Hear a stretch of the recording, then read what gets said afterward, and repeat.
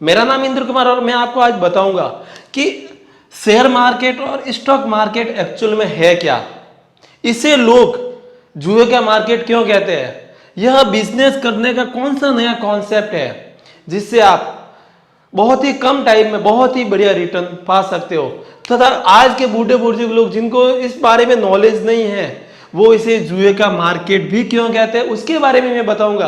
और मैं आपको आगे बताऊंगा कि इस मार्केट में आपको कैसे निवेश करना है, कैसे इन्वेस्टमेंट करना है, तथा इसके निवेश करने से पहले आपको कौन कौन सी सावधानियां रखनी है वो भी मैं आपको बताऊंगा।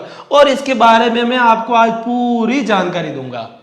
शुरू करने से पहले मैं आपको बताता हूं कि एक्चुअल में इन्वेस्टमेंट, कोई इंसान इन्वेस्टमेंट करता है या एक सैलरी पर्सन में, दोनों में बेस्ट क्या रहेगा। एक मैं आपको छोटे से एग्जांपल पे से बताता हूं क्या कि टॉप 5 वैल्यूएबल कंपनियों में 2 नंबर पे, एक नंबर पे है रिलायंस, दूसरी है HDFC, एक का सीईओ है मुकेश अंबानी, दूसरे का सीईओ है आदित्य पुरी। आपने देखा होगा रिलायंस का पूरा टोटल नेटवर्थ है 13 लाख, जबकि HDFC का नेटवर्थ टोटल है 10 लाख करोड़ के आसपास। दोनों, एक का सीईओ मुकेश अंबानी है, दूसरे का आदित्य पुरी है। आपने अंदर देखा होगा वर्ल्ड के रईस इंसानों में मुकेश अंबानी का नाम आता है जबकि आदित्य पुरी का नाम नहीं आता है। क्यों? क्योंकि मुकेश अंबानी हर पैसा इन्वेस्ट करता है, आदित्य पुरी सैलरी पे काम करता है। इसके पास टोटल क्या ना, इसके पास संपत्ति देखो तो 5 लाख करोड़ की होगी क्योंकि उसने पूरा पैसा इन्वेस्ट किया हुआ है, जबकि आदित्य पुरी हर साल ईयरली उसकी सैलरी 18 करोड़ ही है। ये तो नॉर्मली फंडा हो गया कि इन्वेस्ट में ज्यादा फायदा है या सैलरी में। शेयर मार्केट भी उसी तरह से काम करता है, आपको इसमें इन्वेस्ट करना है और वो 3 साल 4 साल 5 साल बाद में आपको बहुत बढ़िया रिटर्न देगा। दूसरा मैं आपको एक नॉर्मली उदाहरण एक और देता हूं आपको, विप्रो कंपनी, आपने नाम सुना होगा, ज्यादातर इलेक्ट्रिक आइटम बनाती है। आज से 40 साल पहले किसी ने अगर 10,000 रुपए लगाए होते तो आज उनकी मार्केट वैल्यू 700 करोड़ रुपए होती है। ये मैं ओनली फॉर मार्केट वैल्यू की बात कर रहा हूं, उसके अलावा इसको जो बोनस मिला, डिविडेंड मिला वो अलग है। Only for market value 700 crore होती। आप बोलोगे उस टाइम 10,000 बहुत बड़ी रकम होती, चलो कोई नहीं, 1,000 तो होती, उसकी भी मार्केट वैल्यू आज 70 करोड़ है। 1,000 भी बहुत बड़ी रकम थी तो 100 रुपये तो थी, आज उसकी मार्केट वैल्यू 7 करोड़ है। आज समझ सकते हो किसी कंपनी में अगर आपने अच्छी जांच पड़ताल करके किसी कंपनी में पैसा लगाया है, निवेश किया है, तो वो कितना जल्दी ग्रो करेगा। आप इतना पैसा 10,000 रुपये लगा के उस टाइम, आप ऐसा कोई बिजनेस नहीं है जिसमें आपको 700 करोड़ रुपए कोई नेट बेनिफिट हो, ऐसा कोई मार्केट में बिजनेस नहीं है शेयर मार्केट के अलावा। आपने अमूमन देखा होगा कि इंडियन लोग, भारतीय पब्लिक, भारतीय जनता सबसे ज्यादा निवेश करेगी गोल्ड में, उसके बाद में करेगी रियल एस्टेट में, और 3rd नंबर पे करेगी FD, 4th नंबर पे करेगी बैंक में सेविंग। ये इंडियन लोगों का सबसे सेफ और सिक्योर इन्वेस्टमेंट है क्योंकि gold, real estate, FD, saving का जब भी जरूरत हो आप मार्केट में गए, इसको आराम से बेच के आराम से इसका आप नेट कन्वर्ट कर सकते हो, कैश में कन्वर्ट कर सकते हो। लेकिन आज के टाइम में सबसे ज्यादा पॉपुलर जो अभी हाल फिलहाल चलन में हो रहा है वो शेयर मार्केट में। आपने देखा होगा इंडियन ओनली फॉर 4% लोग ही शेयर मार्केट में बिजनेस कर रहे हैं, जबकि विकसित देश जैसे अमेरिका हुआ, इंग्लैंड हुआ, ब्रिटेन हुआ, वहां कम से कम 50 से 70% लोग शेयर मार्केट में इन्वेस्ट कर रहे हैं। उनका कारण भी है, अपने यहाँ पे इसको जुए का बाजार कहा जाता है, जबकि ये जुए का बाजार बिल्कुल नहीं है। यहाँ पे लोगों, जो छोटा बच्चा होता है उसे भी यही सिखाया जाता है कि शेयर मार्केट में कभी निवेश नहीं करना है, उसे शेयर मार्केट की एक्चुअल में है क्या, उसमें कैसे निवेश करना है, उससे कैसे पैसे कमाना है, ये पूरा बताया ही नहीं जाता। जबकि अमेरिका हुआ, इंग्लैंड हुआ, ब्रिटेन हुआ या जो विकसित देश है वहां पे सबसे पहले यही बताया जाता है कि शेयर मार्केट से अपने को कैसे अर्निंग करनी है। एक और मैं आपको बात बताता हूं, अपना इंडिया विकासशील देश है, यहाँ पे ग्रोथ रेट 18 से लेकर 25% है, यानी शेयर मार्केट में यहाँ पे अपने को सबसे ज़्यादा बेनिफिट मिलता है। जबकि विकसित देश अमेरिका, इंग्लैंड हुआ, ब्रिटेन, तो वहाँ की ग्रोथ रेट 10 से लेकर 14% तक ही है। वहाँ पे शेयर मार्केट में प्रॉफिट कम है, फिर भी वहाँ पे सबसे ज़्यादा शेयर मार्केट में लोग फोकस करते हैं। अब आप सोच रहे होंगे कि शेयर मार्केट एक्चुअल में है क्या? बड़ी कंपनियां हैं, या आप एक नॉर्मल उदाहरण के तौर पे देख सकते हो, एक अपना घर चलाने के लिए भी आपको पूंजी, धन की आवश्यकता होती है, क्योंकि जो रूटीन के खर्चे हैं उनको चलाने के लिए धन की आवश्यकता होती है। उसी तरह जो बड़ी बड़ी मार्केट में कंपनियां हैं, उनको अपना प्रोडक्टिविटी बढ़ाने के लिए, अपनी सेल बढ़ाने के लिए, नए नए प्रोडक्ट मार्केट में लाने के लिए, एम्प्लॉय के खर्चे के लिए, या नया प्लांट लगाने के लिए उसको पूंजी, धन या कैपिटल की आवश्यकता होती है। अब कैपिटल की आवश्यकता तो उसके पास दो ऑप्शन, या तो वह बैंक से लोन ले, या दूसरा ऑप्शन है वह मार्केट से पैसा ले। मार्केट से पैसा लेना और लोन लेने में बहुत ज़्यादा डिफरेंट है। लोन लेगी, बैंक से लोन लेगी, उसको हर महीने इंटरेस्ट प्लस जो धन ले उसका कुछ परसेंटेज देना ही पड़ेगा। जबकि मार्केट से लेती है शेयर के रूप में, वहाँ पे उसको अगर कंपनी को उस तिमाही, ईयरली या मंथली में प्रॉफिट होता है तो शेयर धारकों को प्रॉफिट देना है, अगर नहीं होता है तो उनको कुछ भी देने की जरूरत नहीं है। क्योंकि इसका भी मैं आपको पूरा कारण बताता हूँ। शेयर, इसका हिंदी में नाम होता है अंश। जब आप किसी कंपनी के शेयर खरीदते हो तो उसके एक छोटे से हिस्से के लिए आप मालिक बन जाते हो। जैसे कोई कंपनी है जिसका मैं नॉर्मली वैल्यू बताता हूँ, 100 रुपये है जिस कंपनी का वैल्यू, अगर आपने उस कंपनी के 2 रुपये के शेयर खरीद लिए, एक नॉर्मल उदाहरण है, तो आप उस कंपनी के 2 रुपये के हिस्से में आप उस कंपनी के मालिक बन गए हो। अब 2 रुपये के हिस्से के आप मालिक हो।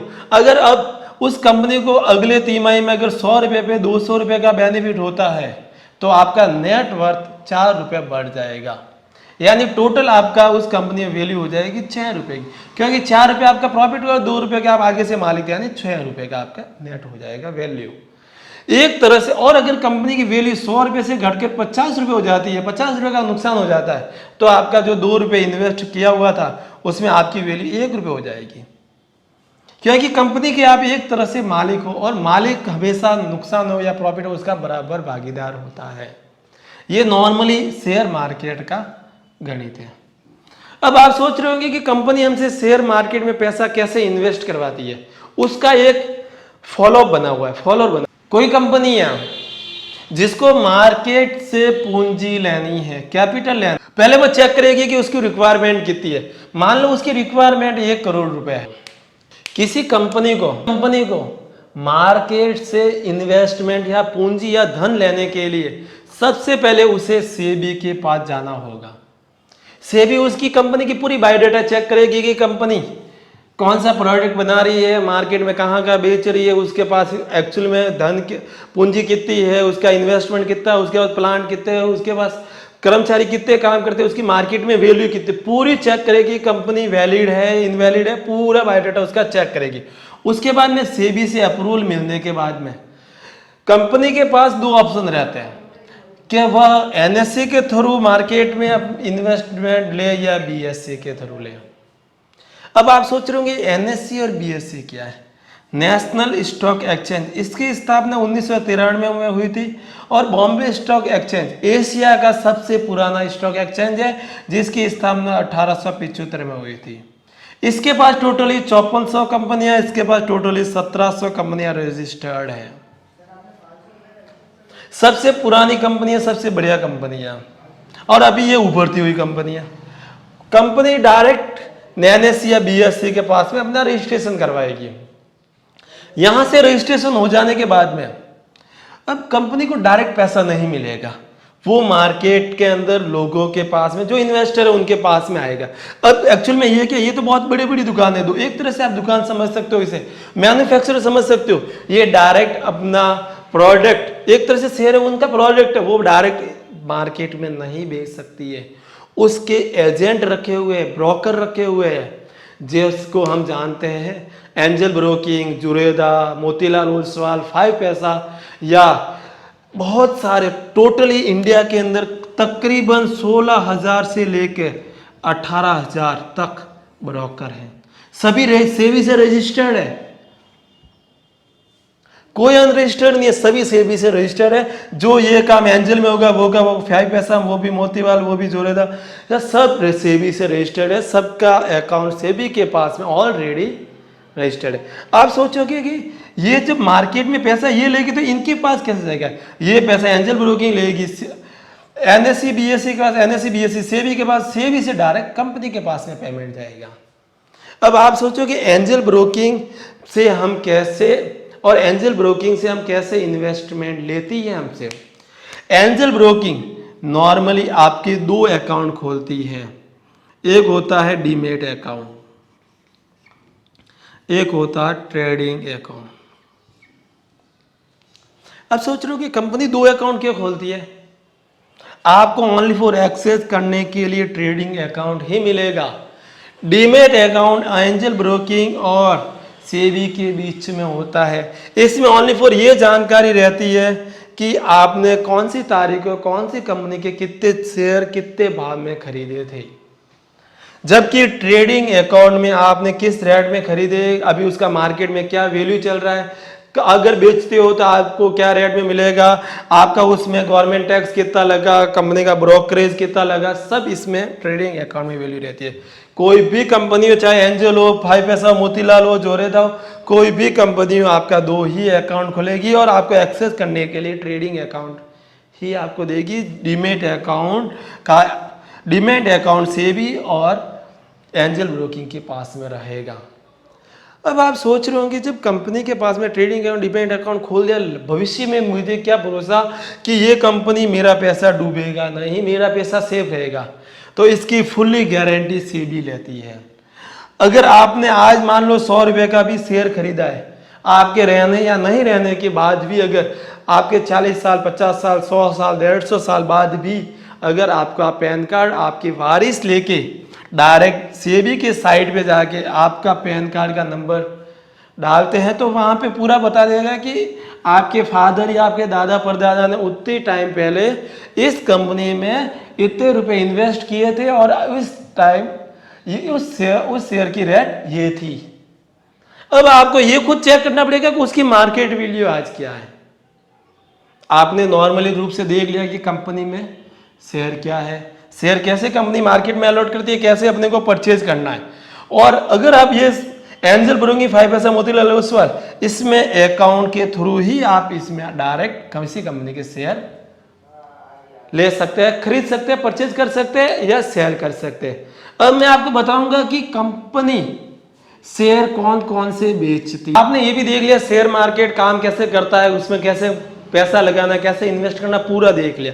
अब कंपनी नॉर्मली मार्केट में 3 तरह से शेयर अलॉट करती है।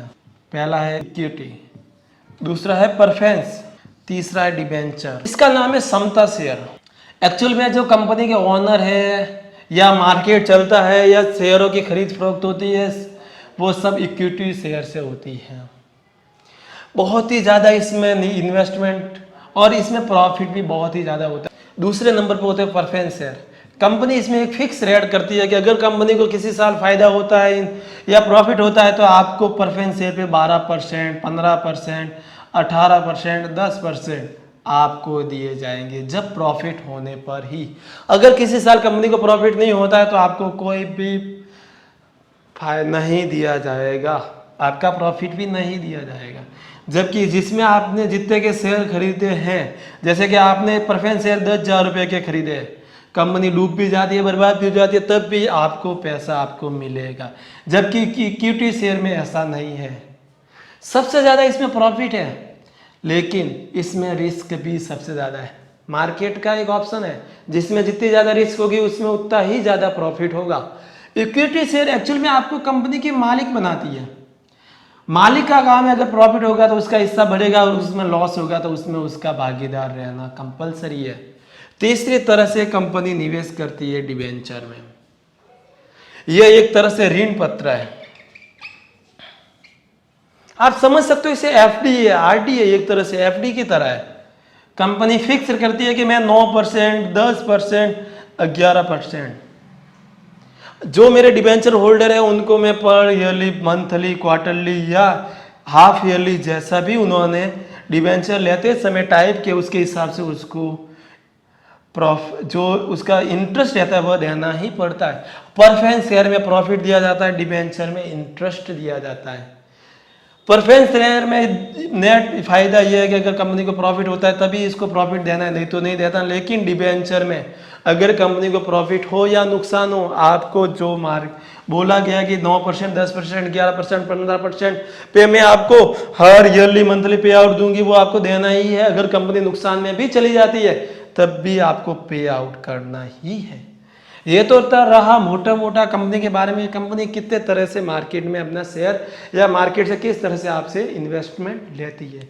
अब मैं आपको बताऊंगा कि आपको मार्केट के अंदर तरह से निवेश करना है। ऐसे भी आपने समझा कि आपने एंजल ब्रोकिंग या 5 पैसा या जुड़ेदा जिसमें भी आपने खाता खोल दिया, आपके पास टोटली 4 ऑप्शन, या तो आप शेयर मार्केट, म्यूचुअल फंड में, एसआईपी में, या चौथा ऑप्शन इसी का शेयर मार्केट का ही है, इंट्राडे या F1। अब आप ये सोच रहे होंगे ये चारों क्या, सोच रहे होंगे वाजिब है सोचना कि ये चारों एक्चुअल में है क्या। इस आपने नॉर्मली इसका भी नाम सुना होगा, चारों का नाम सुना होगा, लेकिन चारों में डेफिनेशन आपको बहुत कम लोगों को पता होगी। क्या होता है एक्चुअल में, शेयर मार्केट में कंपनी के अंशधारक बनते हैं, डायरेक्ट कंपनी से शेयर खरीदे जाते हैं, बेचे जाते हैं। अब वो शॉर्ट टर्म भी हो सकते हैं, लॉन्ग टर्म भी हो सकते हैं, 1-2 दिन, 3 दिन, 6 महीने, साल भर के लिए भी हो सकते हैं, 5 साल, 4 साल, 8 साल, 10 साल, 40 साल, 50 साल के लिए शेयर खरीद सकते हैं। दूसरा होता है म्यूचुअल फंड, इसके बारे में मैं आपको पूरा अभी बताऊंगा।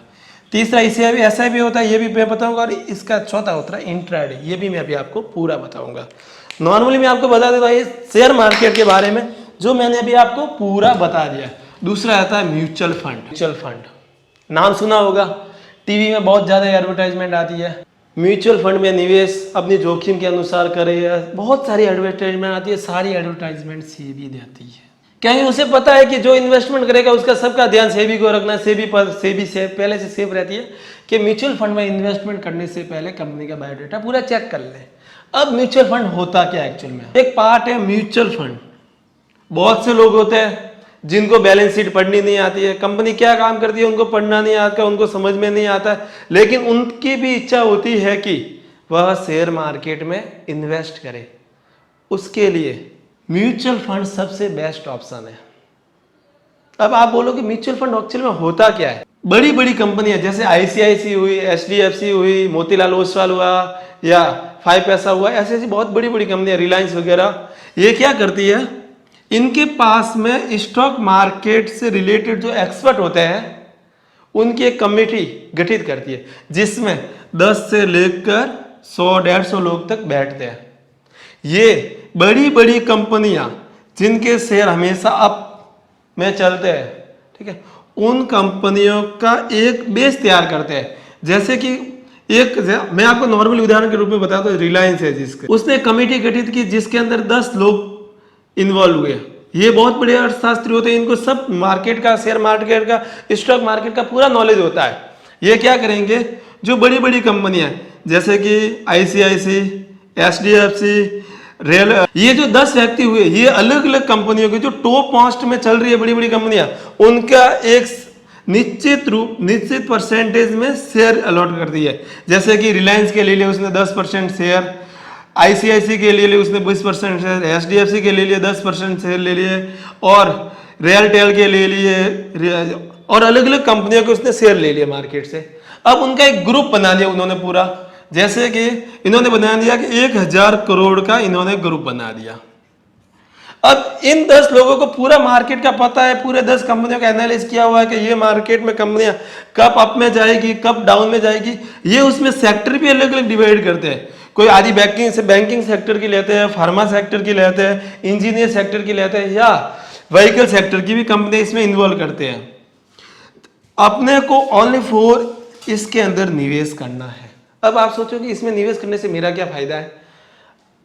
2-3 फायदे। एक तो आपका जो डिलीवरी चार्ज है वो इसमें नहीं लगेगा। आप नॉर्मली शेयर मार्केट में इन्वॉल्व इन्वेस्ट करोगे उसमें आपका डिलीवरी चार्ज लगेगा, म्यूचुअल फंड में डिलीवरी चार्ज नहीं लगता है। दूसरी चीज, आपको हर बार देखने की जरूरत नहीं है कि मेरा शेयर अप जा रहा है डाउन जा रहा है, आप ये काम देखने का आपका रहेगा ओनली फॉर इन 10 व्यक्तियों का। ये 10 व्यक्ति ये ध्यान रखिएगा कि कौन सा शेयर अप जा रहा है कौन सा डाउन जा रहा है, उसके हिसाब से उस शेयर का जो परसेंटेज उससे कम अप या ज्यादा अप डाउन करते रहेंगे।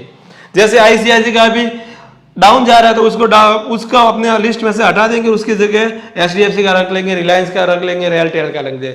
जो डाउन जा रहा है उसे हटा देंगे, जो अप जा रहा है उसे खरीद के ले लेंगे, जिससे इनका म्यूचुअल फंड हमेशा अप ही जाता है। तीसरी चीज है म्यूचुअल फंड में सेबी का पूरा नियंत्रण होता। वैसे आप बोलोगे शेयर में भी सेबी का नियंत्रण होता है, लेकिन शेयर में ओनली फॉर सेबी का ही नियंत्रण होता है, जबकि म्यूचुअल फंड में रिलायंस जो कमेटी गठित किया उसका भी नियंत्रण रहता है। इसमें लॉस होने की बहुत ही कम संभावना है। हाँ, लेकिन ये चीज है शेयर मार्केट में प्रॉफिट बहुत ज्यादा है क्योंकि रिस्क भी ज्यादा है, लेकिन म्यूचुअल फंड में प्रॉफिट थोड़ा कम है लेकिन रिस्क बिल्कुल भी नहीं है। इसी का एक दूसरा ऑप्शन रहा म्यूचुअल फंड। म्यूचुअल फंड में इन्वेस्ट भी दो तरीके से होता है, एक होता है लमसम, एक होता है एसआईपी। लम सब में आपको एक साथ में पैसा इन्वेस्ट करना पड़ता है, वो अमाउंट कुछ भी हो सकता है, 1000, 10,000, 5,000, 100, 200, 500। और एसआईपी में मंथली या क्वार्टरली, हाफ ईयरली, ईयरली हर महीने इसकी एक किस्त कटती है, जिसकी तारीख एक निश्चित होती है, जिसमें वह किस्त वह इंस्टॉलमेंट आपकी 1000, 500, 2000, 3000 जो आपकी इच्छा हो उसके हिसाब से हो सकती है। अब म्यूचुअल फंड में जो निवेश होता है वो पूरी तरह से सेबी के थ्रू होता है, जिसमें आपका पैसा कहीं पर भी फंसने की संभावना बिल्कुल भी नहीं होती। शेयर मार्केट का तीसरा ऑप्शन होता है और चौथा ऑप्शन होता है डिलीवरी। इंट्राडे में ये ऑप्शन होता है कि आज आपने जो 9:30 बजे सुबह से लेके शाम को 3-3:30 बजे तक मार्केट जो बढ़ा है चढ़ा है, आपने जो इस टाइम पीरियड में कोई भी शेयर खरीदा है, शाम तक अगर आप उसे नहीं बेचते हो तो वो ऑटोमेटिक सेल आउट हो जाएगा। इसमें time period only for 1 day का रहता है, जबकि डिलीवरी में वो टाइम पीरियड कोई फिक्स नहीं।